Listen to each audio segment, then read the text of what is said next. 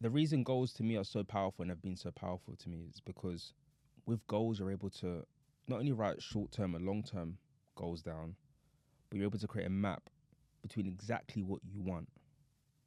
Because it's very easy to tell people you want to be successful. What is success? I want 1 million. What to do what with? I want money to do the what with then, right? And I think what I started to learn, I think a really powerful book that I read was Psycho-Cybernetics. And the most powerful thing about when I first read that book, it was that I was able to look into the mind and the reticular activating system and how I could make things a priority for my brain to see as signs or as omens for the path that I'm trying to achieve. So just an example, you want to buy a bag, all of a sudden you see that bag everywhere.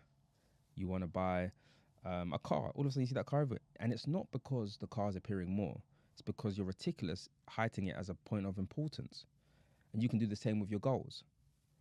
And goals to me work hand in hand with affirmations.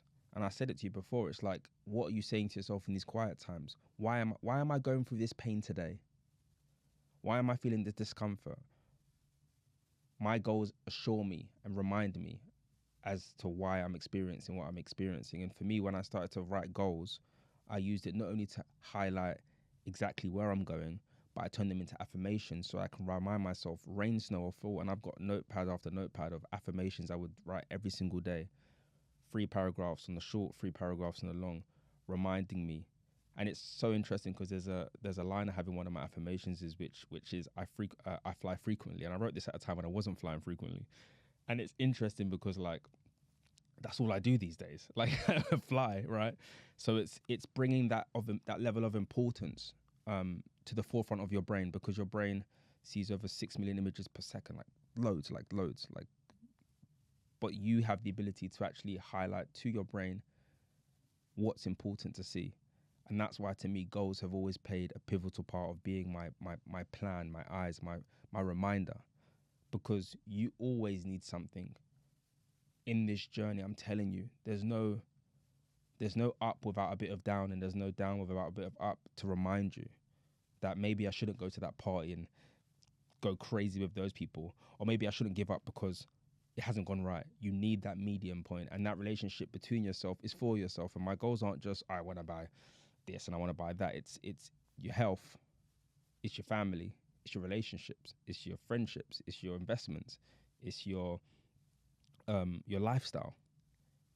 It enables you to start reviewing yourself more as a product and acknowledging areas which are weak. And there's not one given part where we can do all of these things at the same time equally. Some things fall. You might be great in your health side, but your business goes down. You might be really good in your relationship side, but your work side goes down. It's constantly a balancing act, but you're having something to refer to and a framework to work on. And that's why, to me, goals have, as someone that didn't go down the educational route and have the security of a qualification, it's been my guide to navigating and achieving everything that I really wanted.